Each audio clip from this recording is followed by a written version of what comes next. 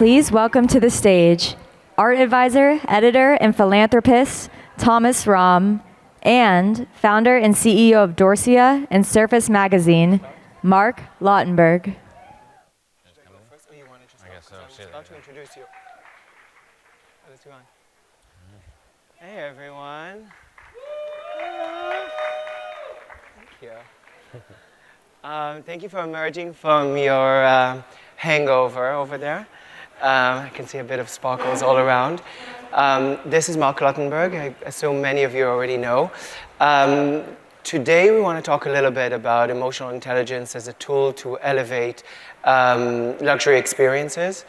And the talk that we have titled Architecture of Emotion, Luxury and Hospitality's Next Frontier explores a foundational shift in how we design, host, and care for one another, going from a place that dealt with materiality, prestige, status, price tag, into how we feel, what is left behind, what is left with us. And so, with that in mind, I want to say a few words about Marc, who's standing right next to me. Marc is a true cross-pollinator in the intersection of design and culture and next-generation hospitality. As the owner and CEO of Surface Magazine, he has shaped the visual and editorial language of global design. And with Dorsia, his new app, which we'll talk about a little bit, he's now reimagining how we discover, connect with, and feel in spaces around the world. So please join me in welcoming Marc so we can start talking a little bit about it. So if we're saying that hospitality is evolving beyond service and it's becoming an industry of personal meaning, and a value of a place is measured not just by the cost, by the experience it offers, by the time you spent with it, the quality of the time you spent, what is a luxury experience to you? Where do you encounter luxury in your day-to-day or in experiences that you venture out to? I mean, I believe like luxury, time is the ultimate luxury, and frictionless access is kind of the lubricant that makes it all possible. And when you combine that with, mobility is the new asset class, it's how do you put all these pieces together. It's not just about the product or the packaging. I mean, that's like the basic parts of it now. Mm-hmm. Now it's really about the whole entire experience, from like the vibe, the energy, like how do you get access to it? How do you walk into a place? What does it feel like? What is the whole emotional side of it too, not just the physical components? And where do you meet it? Where do you find it when you move through the world? As the CEO of Surface Magazine, you move between design fairs, art fairs, luxury hotels, airlines. Where do we still find true luxury? I think one of the companies that did it really well that you wouldn't consider luxury, right, yes, is Uber, right? They got you that car, which was like the convenience part, but the magic was getting you out without paying. Mm-hmm. That created that like premium luxury experience, because it's all those breaks that are occurring right now where it's in every business or any entity, like wherever there's that friction creates that like stoppage. So whether it's at a restaurant and they're constantly interrupting you, or the check's coming and you're breaking your conversation. For Uber, it was like there was a lot of frustration with actually getting the car, because you're in the middle you're on the phone, you're in New York City or whatever it is, and you're trying to stop and get it in and getting out of the car. If you were communicating to someone or you were on the phone and if you have ADD or whatever, like going to pay actually stopped a lot of stuff. So that was a magical experience, and you're seeing it now everywhere. Anywhere that creates or eliminates this friction, that's going to be part of the luxury experience, because the phone will disappear soon, and then as you just walk through life, all these companies have to create these environments where it's technology-wise or through just their basic UX of how do you do it without any stoppage. So is frictionless about solitude? Is it about being left alone? Is it about having a quiet time? Or is it just about not being interrupted by other people? Well, I think there's resonance on that aspect of it for sure. And I think that at the end of the day, there's more to it than just being alone. I don't think it's that. There's community aspects of luxury, and a lot of these luxury brands now, even though they're trying not to be community, they really are community. That's why you associate with those brands, or whether it's a book, a coffee table book that's on your desk, or it's the bag you're wearing, or it's the place you're going to. It's why luxury brands are getting into hospitality. They started with the liquor and the wine, and then they started getting into hotels, and now they're getting into cafes, and there's product clubs and Louis Vuitton cafes and Dior cafes, and Hermes is going into it, and Chanel, and all those brands are getting into the space because they also realize that they have to create not only the experience for their consumer, but how can they actually know where these people are going, show up, have people live the brand, and start creating a more 360 approach. So you're saying that luxury brands are moving into hospitality with the idea of world building, so I can walk into their world. I'm going to a Louis Vuitton cafe rather than a Supreme cafe because I belong, I fit in, I am told a story. Well, I mean, why you come to Summit is also for community and why you fit in that regards. But I definitely think that these brands are, because they globalize so much now, they have to get back to the localization side. So how do you create whether it's a Dior cafe in New York that's different than a Dior cafe in Saint-Tropez? And how is it different? I mean, not only just the food and everything, but the actual products itself, starting to make products that are really for local markets and more capsule collections, because the brands have become, so mass, and especially with social media in that regards. These brands are not as, whether you look at an Hermes or something like that, there's a lot of bags out there to hit their revenue numbers that they're hitting, but they've created a special, that magic that they've created about managing desirability and the supply and demand, and how to keep it all into a balance that people still desire those items. In a world where on your feed you're seeing, or when you go out at night, especially because it's community based, it's the same bags with the little twilly wrap around the thing. And they do this in the retail environment, or they do this in environments outside of the retail environment?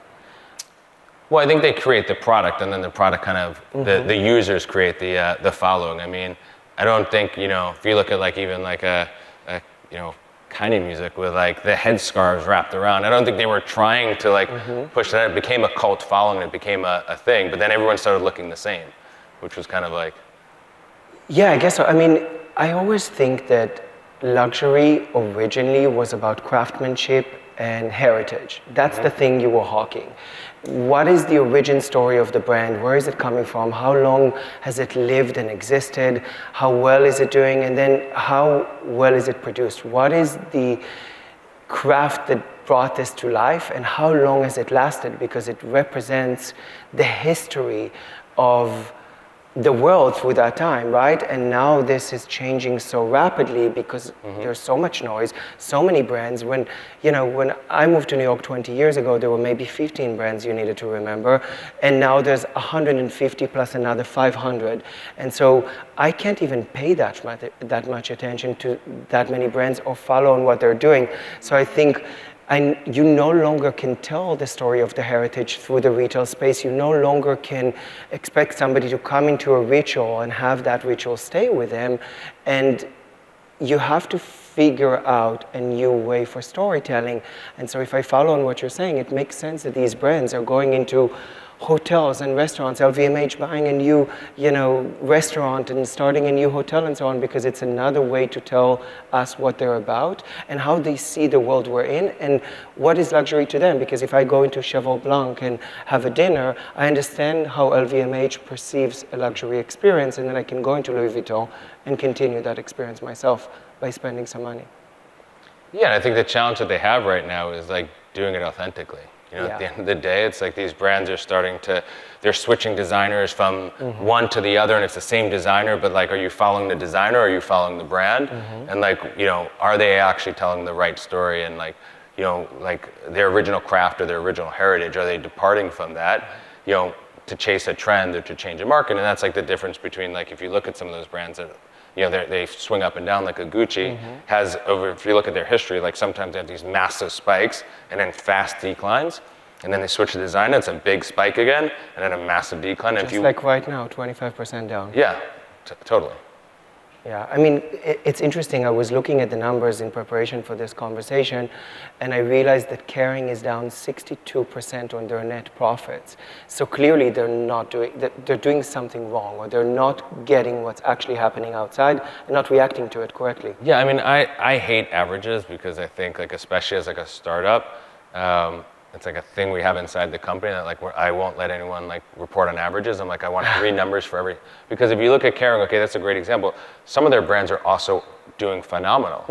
So you have like a Bottega does unbelievable right now, and a McQueen is not doing so well right now. So like to average it out, I think is unfair because these are portfolios. So I think that the individual brands need to stand on their own 2 feet, in the portfolio that's holding them might be down because of other things, but that doesn't mean all the brands are not. But Gucci is a pillar of the portfolio, and Gucci is down 25%. Yeah. And Gucci is getting Demna that took Balenciaga and made it something as far away from the original heritage story as possible, right? Like it has nothing to do with Monsieur Balenciaga. It's completely made up and it's a new story. And then you need to ask yourself, okay, new creative director is coming in.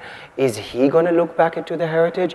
Is he going to do something completely different or tell his own story, or is he going to continue a Demna? Because in one of the last Gucci shows, Pinault was being interviewed the night before, and he said it's time to go back to the original DNA of the brand. But what does it mean, the original DNA of the brand right now, in a world that's moving so fast and evolving so fast? Are people paying as much attention? In my world, we had pillars of the art world that do not flinch no matter what happens in the market. All of those are falling apart, right? Like Warhol, Modigliani, Giacometti, Yves Klein, Fontana, none of them are reaching their estimates. These were perceived brand names, artist names that are like holding cash. No matter what you do, these will always do well. And they're falling apart. And they're falling apart because there's so many artist names, so many galleries, so many museums, so many institutions, so much to follow that people don't pay as much attention. When the Warhol market was big 10 years ago, 15 years ago, 20 years ago, it wasn't competing with so much speculative market that's on the rise. And so I'm just curious, when Gucci goes down 25%, how are they reacting to that? What are they thinking? Because you work with Kering, no? Yeah. We work with a lot of all the luxury brands, between on the design side and then on the, we're moving into that on the tech side. But, I think that at the end of the day, the brands that are like let's take Hermes, for example, which doesn't like sell and keep swapping designer and stuff, and it's like privately held in that regard. And there's something to be said about that. They have strong discipline, they have strong convictions. And there's like hoteliers out there. Like I look at like Andre Balazs, who creates like such a magical experience. I mean, there's more to luxury than just the product. I believe it's like the whole theater, right? All these brands, whether it's a restaurant, a hotel, a consumer brand, there's theater in everything, and it's more than the product. It's the cast of characters that are working there. Not only like in a hotel, you walk into an Andre Balazs project, and there's like this magic about like his place that you just can't figure out. And like it's a je ne sais quoi, and like a luxury brand where you're just like, I don't know what I'm feeling right now, but there's something so special about it. And that's really hard to do. Like that takes a lot of intention. There's a lot of work that goes into that to do it the right way. And you can't replicate like a Chateau Marmont or the Chilton Firehouse before the fire. But it's such a magical place, and no matter what you did, if you put that product inside a Marriott, it would get destroyed. Like you would destroy that because like he's like founder mode, right? Like he's super obsessed with every detail. He's super micro involved. That can't happen inside it. Then you have the corporate people coming in, and they're trying to like templatize something. And we actually had this problem at our company where we brought in some people that came more corporate background, and they were trying to templatize the curation of our membership. And I'm like, there is an art to that. Like, the doorman at a club that's like there's 500 or 1,000 people outside, and they're like literally picking the people out. They don't know where they work or what they do. Like they're sensing the vibe, they're sensing their style, or they know how to pull them in. And there's like a total art to that. You can't templatize that. And I think that's what happens. Like a lot of the stuff that will happen at some of these brands, which you need that like space to do it, like an Hermes could do it, or because they're not going after quarterly.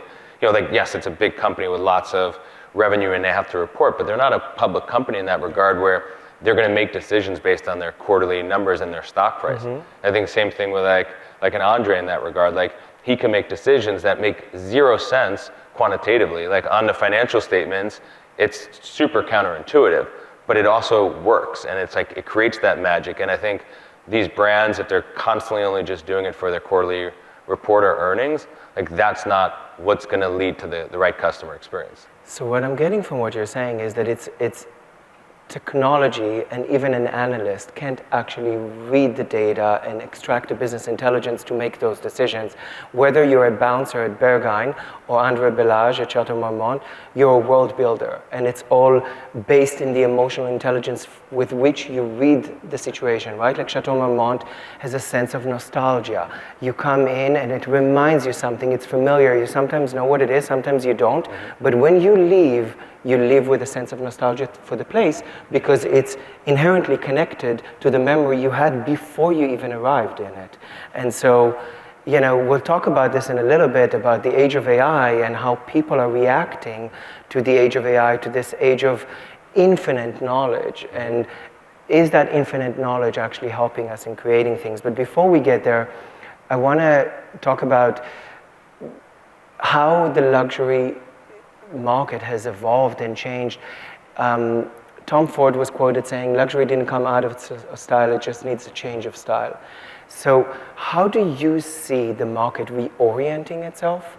And what are the pillars upon which it's standing right now, or the ones that you see the industry focusing on? Yeah, I think there's absolutely going to be like a pullback to create the desirability. There is,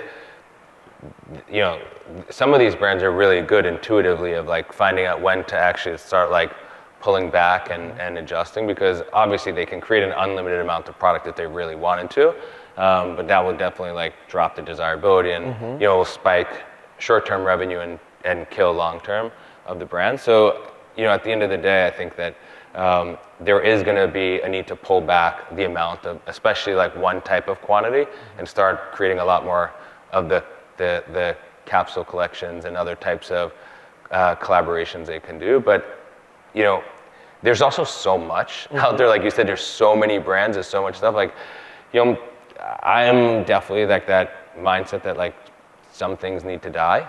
And it's just like, all right, so brands will go away, and that creates an opportunity for either current brands to do better or new brands to rise. And some brands have like lost their way, and like sometimes it's okay for brands to die off. Well, I guess that's the natural order of things. I want to take you through a few pillars that, in reading a few interviews with Pinot and Arnaud, Pinot the owner of Kering, Arnaud the owner of LVMH, the two biggest corporations owning luxury brands that are also developing and evolving their portfolio to include, of course, liquor, hospitality, yachts, anything that is luxury or is perceived as such, or that they believe will become. So I'm going to read you a few of these pillars, and you tell me what that means to you. Sustainability. What does that mean and where we're going? Because obviously consuming is the opposite of being sustainable. So what does it mean to the luxury industry to be sustainable right now? I mean, I think it's also depending if it's like, again, goes back to that, like, what's the intention? Is it really authentic sustainability, or is it the buzzword you're throwing onto it? Because I think that, sustainability, and I know we're in Summit and everything's sustainable, but at the same time, it's just like, sustainable for sustainable sake also doesn't make sense if it's just like you're using 80% less fiber in the one packaging, but then like in your warehouse from, as it's shipping across, you're like literally just so much cardboard, so much other stuff, and it's just like, is it for the theatrics of it, or is there a genuine, like, which I think like Apple is really good, from a sustainability, they actually really super invest into sustainability and like how they're doing the products and packaging and what they're doing with like green energy and like renewable. Like that's a company that's actually spending real money on the cause, as opposed to just like putting a sustainable logo on a package. So do you think the audiences and consumers are more educated now about what greenwashing truly looks like? They know what to look for, they know what they want, they know what they need, and do they care when they buy a Hermes bag if it's actually done in a sustainable way? Well, I think there's like first off, so probably not. Okay. Is the honest answer. I'm not sure, I'm not really, like I'm a consumer of Hermes. I love the brand, I love everything they stand for. I'm not whether it was done sustainable or not, I guess depending of which route you're taking with the sustainability side, like that's not the first driver for me. Okay. Like, was it done sustainable? For me it's more about like the craft and where it came from and what does it stand for. Hermes is a great brand actually they actually do these private sales like once a year. And you go there and it looks like it's not like a warehouse, but it's like an open space, and it's like a 20% version of an Hermes store without the frills, without the magic, without the user experience, without everything, but all the products are there, and it's half off or like 60 off or 70 off, and they either like stamp the goods or cut the tag or engrave on the back of the bracelet, and they don't let everyone go to these things, but at the same time, they also know that like you don't feel the same. Yeah. When you try the product on, when you leave the store, the storytelling it's in a white paper bag, like it's, and then you feel it, and every time like you can't trick your insides. Like, I think that's the same thing, whether you're buying, if you get one of those items, every time you put it on, it's not, even though it is the real thing, it's not the same. So you're like kind of tricking your insides. I think the same thing happens to be with like the people that buy the counterfeit bags, On one end, they're trying to say they want to live an authentic life. On the other end, they're performative and they're wearing this bag that's not real, and they know it's not real, so they have this weird feeling. So there's like push and pull inside of like, am I really authentic? But I'm really using this bag, but it's not really true, but I'm putting it off and I'm not honest with myself. And they're not doing those thinkings, but their insides are. What's really interesting is that LVMH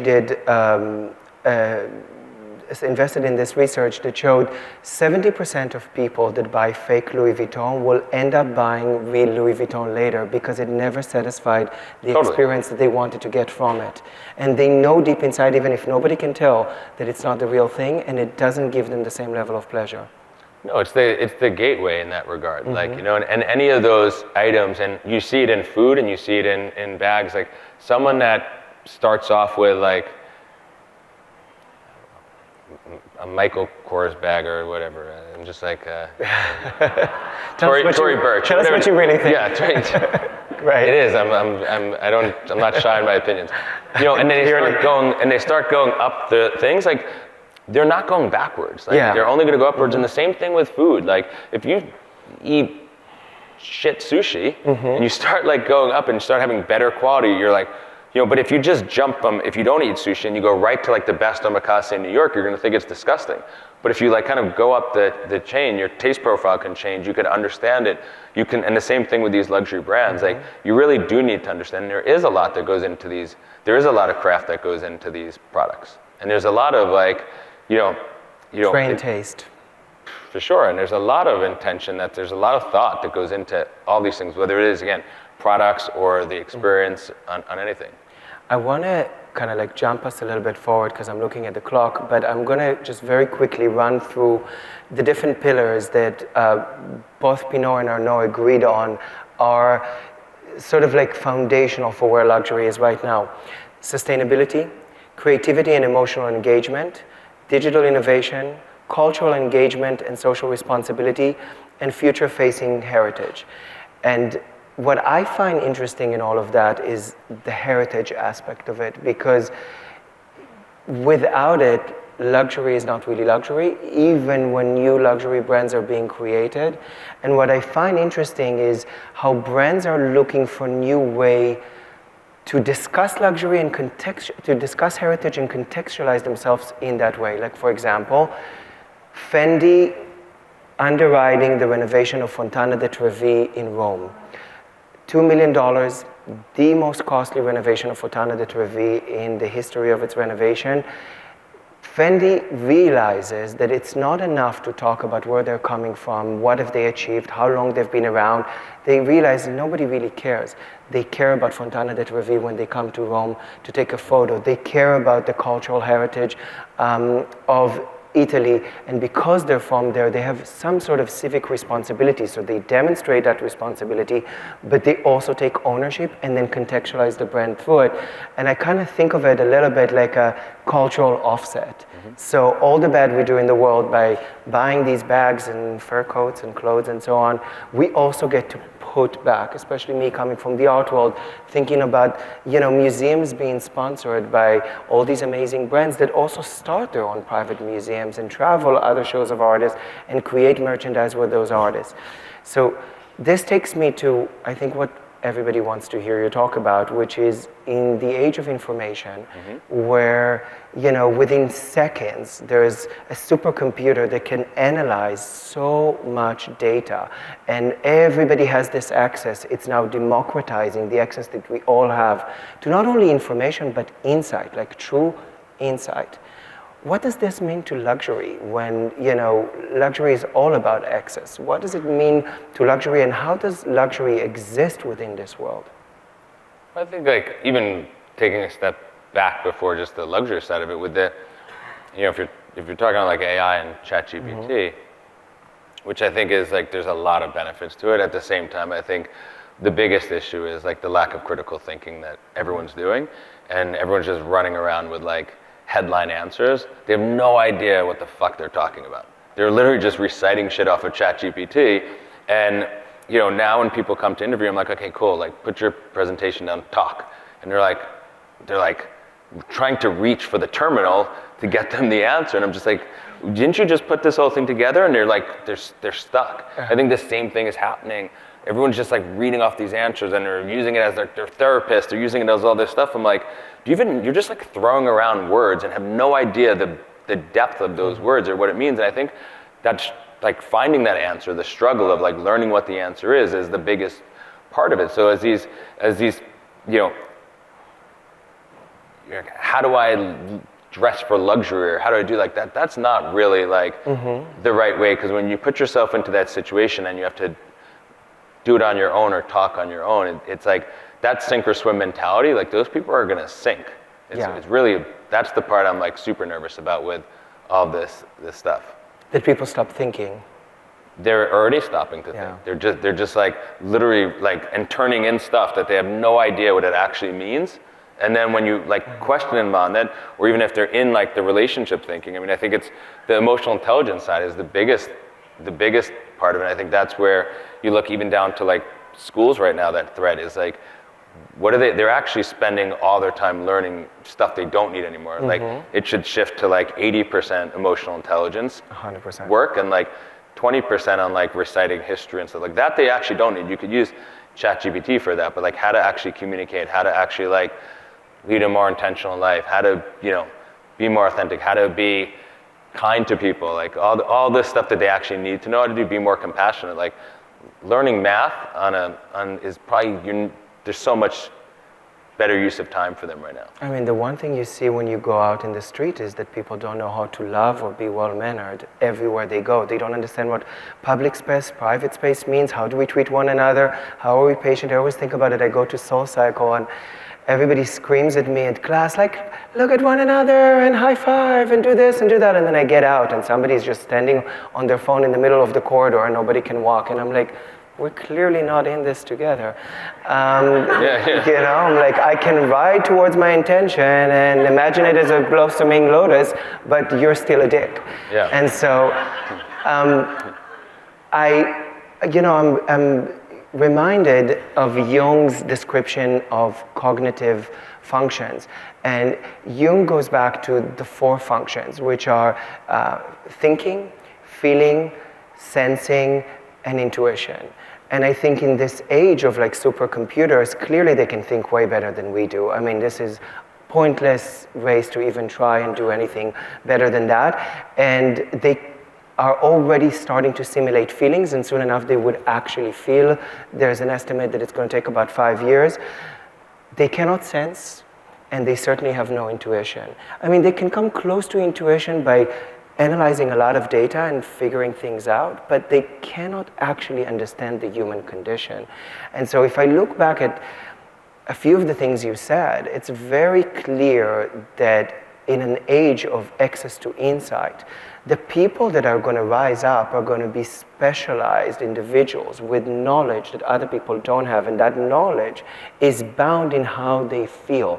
And that's hard to quantify, it's hard to explain, it's hard to look at in a logical way, you know, like I gave this example, this is not so much luxury, but I gave this example the other day. I don't know how many of you heard or have seen Oh Mary, the show on Broadway right now that's doing crazy well.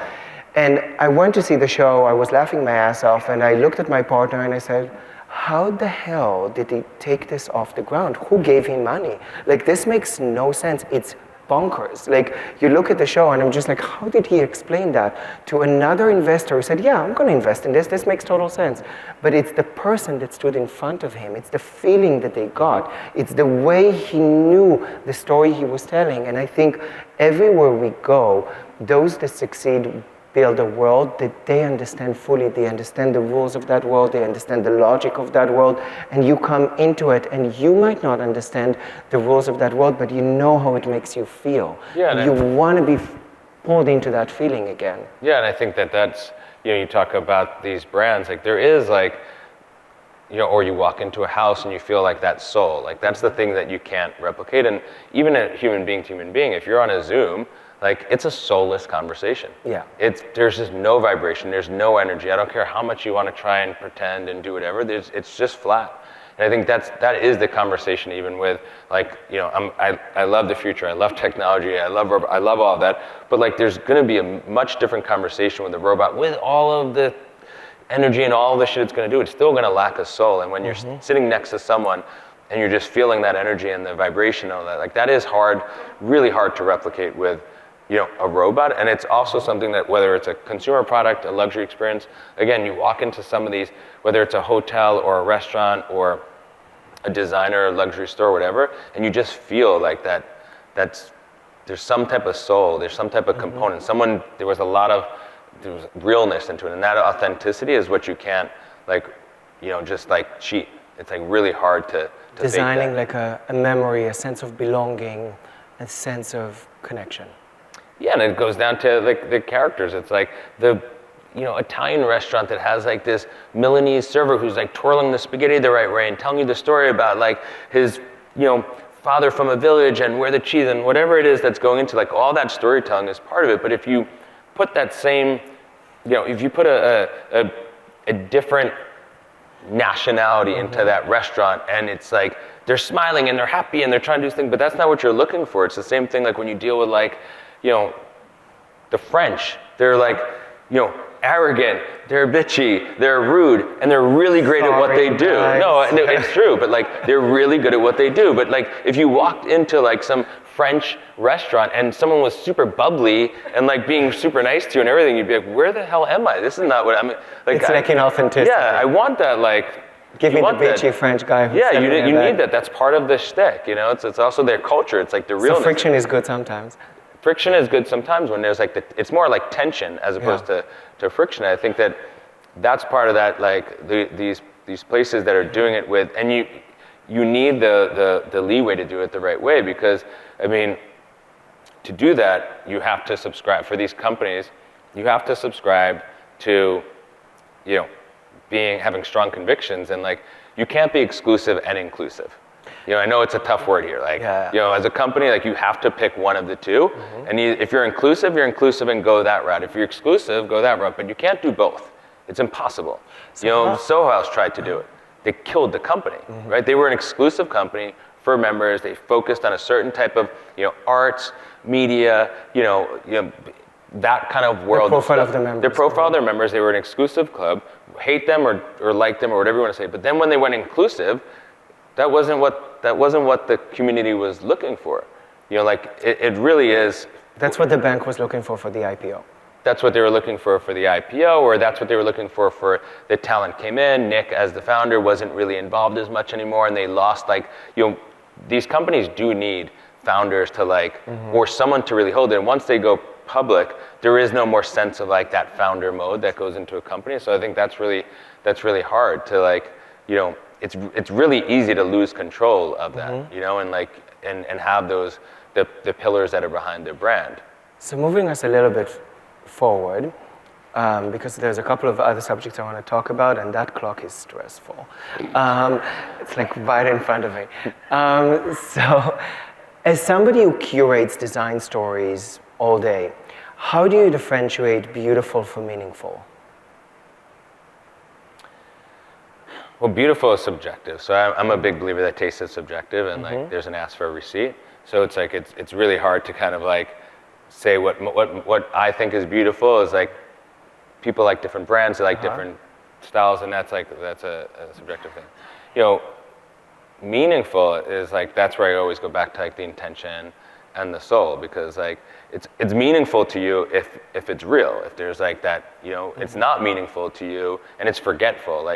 The opposite of the meaningful part is forgetful. And there's experiences that you have, and it's little things. It's for me, luxury isn't just about the product. I was just in Dubai, and such a small thing of luxury for me was I was just traveling from so many different markets. I got there, everything was a mess, and my toiletries and all this stuff was in this thing, but it was all I threw it out. I got off on a flight, landed 3 in the morning. I had to be up at 6 for a TV interview. So my stuff, I come back, and the housekeeping team did reorganized all my toiletries, did it all nice, put it by a thing, I was wow, that was memorable to me. That was meaningful to me. It's not some other type, and there was so many little small things that were done there during that stay. Intention, care. Intention, caring, they could have just that was not something I was expecting at all. So those surprise and delights I think are the meaningful things, and it's it doesn't cost any money. It's not they had to send me a bottle of champagne. It's just training. Because that's fake. Just dropping a bottle of champagne in the room. It's I don't even drink champagne. So it's thanks for giving me It's nothing. actually also not going to be a great champagne. No, so it's going to be some shit bottle of champagne anyway. they give you. It's not even they put any thought into it. Sometimes it's just I don't even want that. So we're getting to the last couple of questions. Pinot was quoted saying, "You don't buy luxury to enter community, but to set yourself apart from others." And it seems to me that luxury today is more about tribalism and a sense of belonging and virtue signaling, status signaling. And I personally don't identify with this sentence at all. I wonder how you feel about that. No, I agree with you on that. I do believe it is about community. I do believe it's tribalism. We are tribal by nature. There is that part, tribes, they stick together. It's and you could do that in anywhere. If you're in New York, I don't know, great example is Canal Street.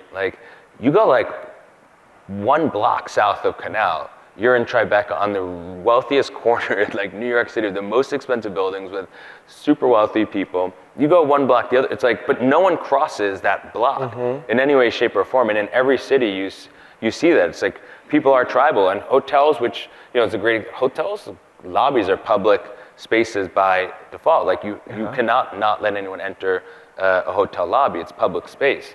But still, it's not whatever you want to say the right or wrong demographic it is, but the customer they're targeting, it seems to be that customer seems to know where to go, and the customer that doesn't identify with it or doesn't feel comfortable doesn't go there. It is self-selecting without a doubt. So community obviously informs greatly the work you do at Dorsia, and I don't know how many know about it, and if you don't, you should. So would you kind of walk us through the app, what is it doing, and what you're trying to achieve with it? Yes, so Dorsia is an app that provides access to really hard to get reservations in dining, moving into like day life, nightlife experiences, and whether that's everything from, an Art Basel in Paris or Miami or Switzerland to F1 or Coachella or a Monaco Grand Prix or all different sporting events and what have you. We started as to solve a problem in hospitality, that restaurants, it really started in COVID, and it was like these restaurants were super busy only in Miami because like everywhere else was like closed down. And I moved down to Miami and I was talking to the owners. Just to dine, no other reason. I moved down to Miami to live. I got it. Right? So it was a choice. Right? I got it. Okay. Go Miami. And I was, these places were super busy, like crazy busy. And I would talk to the owners. I'm like, you have to be printing cash right now. Like, it's so crazy here. And they're like, yeah, we're busy. I'm like, but you got to be making 3-4 times what you were doing before. And it's like, we were busy before COVID. We were already busy. It's just like the list to get in now is so much bigger and there's so much more demand. But we can't make more money. We were already filling out all the seats. And that's when like the light bulb went off. And why is it that they're not making more money if it's more traction? Is it that people are not spending as much money? Because they lost control of the dining room with tech. There was also bots coming. People would get the reservations, and if you had a choice, like Saturday at 8 p.m. or Monday at 5 p.m., and there was no cost differentiation, it was free. Like people are going to choose the best time slots that or have the highest demand, and then leave the worst time slots for other people. And what we realized is, and we went to them, we're like, your highest quality spenders are getting boxed out of the best quality time spent, and the people spending the least amount of money are taking the best quality time spots. And it's like, let's fix this, but in a way with like a lot of like taste and elegance, because otherwise it would have been like also like a cash grab on that side. So we did it really slowly, and we really tried to kind of train the marketplace like one by one, and then it started catching on where the consumer actually really wanted it. They didn't want the friction. They didn't want to deal with all this like, they were either like texting people or paying concierge or paying people off or just not going, and then they were frustrated. So we built a really elegant system that would get them access to these places. It's a membership-based platform, so it was invite only. So we put everyone into these different tiers, and our job was to kind of like curate the ultimate dinner party. Different tiers. Different tiers, and people having different, How do you define the tiers? Like how do I get from tier 4 to tier 1? What do I need to do to get a better reservation? Well, this is the question. They came to get the this insight. is the question that gets the most amount of problems inside our company. So we believe it's kind of like it's like cool factor, right? So like it also self-levels and self-selects, but it's like a lot of people can come to a restaurant, but where people are sitting, people don't realize how much the best restaurants that create that vibe, the amount of time that goes into like planning where everyone's sitting and who they think they're going to be coming with and what type of conversation and what conversation is going to reverberate into the next table and like where to put all these people. Otherwise, it's just like let anyone sit where they want to sit. That's like the magic, but the really great places, there's a shit ton of intention that goes in every single night. And when everyone's changing and switching or changing the lateness, it really messes up. And like some of these restaurants have like teams of people behind the scenes that are orchestrating all this to make sure you have a good experience. So they're reliant on you in identifying who you think is tier 1, tier 4, and you identify them through data analysis. You look at how much money they're spending, who their friends are, where they're going. Not money, because like that's not really like the right answer. Okay. Like that's an easy way of doing it, but it's not going to get you to the right answer because there's people that don't spend a lot of money that are like amazing and you want them in the restaurant. There's people that spend a lot of money. It's just like, if you just go by like, whatever, like, bankers or VCs and whatever, they have big expense accounts, and there's some we're really at Summit, right? You're antagonizing the audience. No, I'm being and there's some really cool VCs. Okay. There are, Good. and there's some really not cool VCs. So like you can't just say by title or by company or by something like that. It's really on the individual person. Like. But if I remember correctly, the app does this thing where you're gonna you put in your contact list and it kind of sort of cross-references who you have in your database, not actually accessible to you, but the system does. And then you're checking how many points of connection and reference you have? Yeah, we built this proprietary tech that's like a context sync, and it takes like a flash of the context. We don't actually see the context, but what it does is it matches against our global database against when you're applying. And it was really out of like necessity, because we started the app, we had just like a membership club would do, we had membership teams, they were reviewing every single app. It started coming in like more than we can keep up with. And we don't do any digital marketing, it's all like organic and current people nominating their friends. And we're like, there is no way we're gonna be able to do this thing, and like we're gonna have to hire like 100 people just managing applications. So we built this really cool tech, and it's basically like degrees of separation, and it took the concept of a small world, if you remember that company from a long time ago. So that concept, but digitally, and just connect, basically matches contacts in that you have in your phone against our database and what tier those people are in, and then gives you a point score of like where we would feel that you would like be in this kind of like factor. And the more people that join, the more self-leveling it does. So that goes back to what we were discussing before, which is curation, access, thinking around it, community. I think it's interesting that we're in a point where so much of our world cannot actually continue existing in the way that it is now. It's already falling apart, whether it be architecture that's based on like Victorian principles, whether it be luxury that's based in heritage, where nobody's paying attention to it or knowing the original stories, or art when there's too many artists and so on. And you know, I think what I'm seeing is that the brands that succeed ask themselves the hard questions and are willing to be truthful as to where they are, and the others are just looking for the truth they want to hear and continuing the same path and building a world on foundations that are already crumbling apart. And I think it's very interesting to see how you and many other visionaries in the field that have a very clear vision of where we're going, trying to make sure that we curate an experience that already takes people on that ride moving forward. I went to a talk yesterday, and the speaker very eloquently said that intelligence is looking at the stars and imagining navigation. So I thought it would be a nice note to end on, and to thank you for being our North Star and taking us on this journey of figuring out where we're going. Thank you so much. Thank you. Thank you, guys.